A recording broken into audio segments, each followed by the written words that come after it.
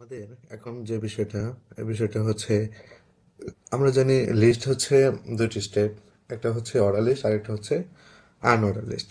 আমরা order list সম্পর্কে আগের ক্লাসে জেনেছি, যাকে ওয়েল হিসেবে লিখিত হয়। এখন হচ্ছে আমরা আনঅর্ডার লিস্ট সম্পর্কে জানবো, যেটা ইউএল হিসেবে লিখতে হয়। দেখেন, এখানে আনঅর্ডার লিস্টে আমরা তিনটা স্টেপ নিয়েছি। একটা হচ্ছে ডিস্ক, একটা হচ্ছে স্কোয়ার, আর একটা হচ্ছে সার্কেল। দেখেন, ডিস্ক বলতে বোঝানো হচ্ছে গোল চিহ্নটা ভরাট করা। স্কোয়ার হচ্ছে বক্স আকারে, এখানে বক্সটা ফাঁকা করা না, ফিল আপ করা আছে।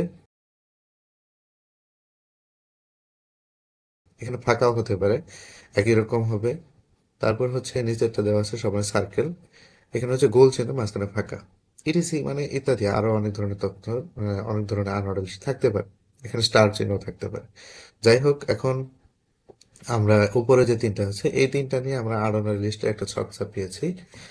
আমরা আগের ক্লাসে যে ছকটা ছিল এটা হচ্ছে অর্ডার লিস্টের, আমরা এখন সেটাকে আনঅর্ডার লিস্টে সাজাবো।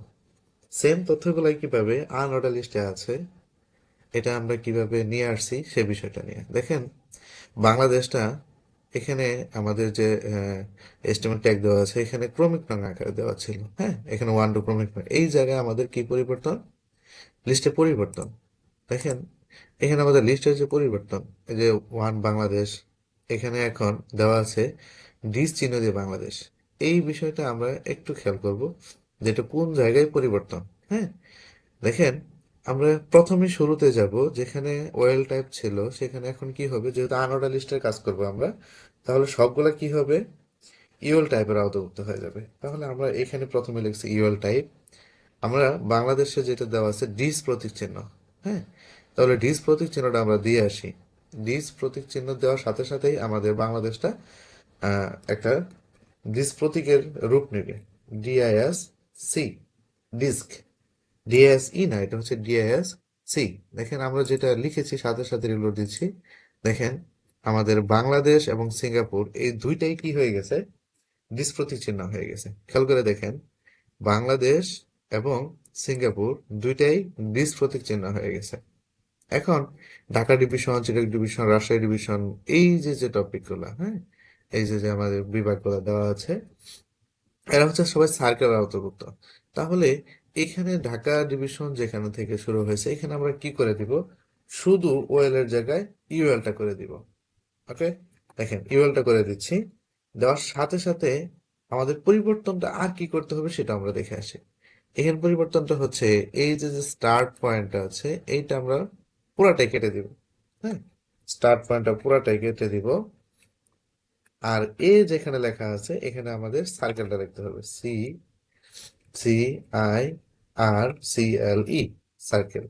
এখানে যে বিষয়টা সবসময় মাথায় রাখতে হয়, সবসময় ছোট হাতের ওয়ার্ড রাখতে হয়। আপনারা সব সময় ছোট হাতের ওয়ার্ডটা দিবেন। এখন দেখেন, এই যে জি এইচ থেকে যারা শুরু হয়েছিল এরা কি হয়ে যাবে এখন, ওয়েল হয়ে গেল। দেখছেন, মানে সার্কেল আওতাধীন হয়ে গেছে। এরা সবাই সার্কেলের আওতাধীন। এদেরকে কিসের রূপ, দেখেন সিঙ্গাপুরটা সব পরিবর্তন হচ্ছে, এটা আমরা ঠিক করে দিব। তাহলে আমাদের সবাই কি আনঅর্ডার লিস্টে আওতাভুক্ত। ওকে, এখন আনঅর্ডার লিস্টের আওতাভুক্ত এইখানে পরিবর্তন আমাদের করে যেতে হবে, এই যে ইউএল। ওকে, এখন আমরা সেভ দিব, এখন রিলোড দিব। দেখেন, আবার আগের রূপ ফেরত আসছে। তার মানে ইউএলটা যেই পর্যন্ত আমাকে দেওয়ার কথা ঠিক ওই পর্যন্ত দিয়ে আমাকে কি করতে হবে, ক্লোজ করতে হবে। এই বিষয়টা সবাই মাথায় রাখবেন। ইউএল শুরু হয়েছে মানে ইউএলটাকে ক্লোজ করতে হবে। পরবর্তী কাজ হচ্ছে, আমরা সিঙ্গাপুরের আওতাধীন যারা দেখেন ই এফ জি এস আছে, কিন্তু উপরে দেখেন বক্স আকারে দেওয়া আছে, তাহলে এদেরকে কি করব, আমরা স্কোয়ার হিসেবে ব্যবহার করব। হ্যাঁ, তাহলে হচ্ছে S Q U A R square, পরিশ্রমটা দিয়ে দিলাম। এখন এই যে ওয়েলটা আছে এখানে আমাদের কি দিতে হবে, ইউএল ব্যবহার করতে হবে। এটা হচ্ছে ইউএল। এবং নিচে দেখেন ওয়েল যেখানে দেওয়া আছে এখানে কি ব্যবহার করতে হবে, ইউএল ব্যবহার করতে হবে। এখানে আমরা ইউএলটা দেবো। তাহলে আমরা সেভ দিয়ে দিই। কি পরিবর্তন হয়েছে আমরা দেখে আসি। দেখেন, সাথে সাথে পরিবর্তন হয়ে গেছে। দেখছেন, এখানে স্কোয়ার হয়ে গেছে। তাহলে উপরে যে স্ট্রাকচারটা দেওয়া আছে আমাদের এখানে নিচেও সেম স্ট্রাকচার দেওয়া আছে। ওকে, এখন আমরা উপরে যে সকল জায়গায় ওয়েল ছিল ওই সকল জায়গার সাথে ইউএল স্ট্রাকচারের সাথে ইউএল স্ট্রাকচার মিলিয়ে দিচ্ছি। দেখেন আমাদের উপরে তথ্যের সাথে ক্রমিক নং তথ্যের সাথে নিজের ক্রমিক নং তথ্যের দেখুন সেম মিলে গেছে। কারণ হচ্ছে আমরা ওইখানে অর্ডার লিস্ট সাজিয়েছি, এখানে আনঅর্ডার লিস্ট সাজিয়েছি। পার্থক্য শুধু এটুকুই। তাহলে অর্ডার লিস্ট এবং আনঅর্ডার লিস্টের কোন কোন জায়গায় পরিবর্তন এটা আমরা সহজে বুঝতে পারলাম। পরবর্তী ক্লাস হচ্ছে অর্ডার লিস্ট এবং আনঅর্ডার লিস্ট একত্রে কিভাবে কাজ করব সেই বিষয়টা নিয়ে। ধন্যবাদ।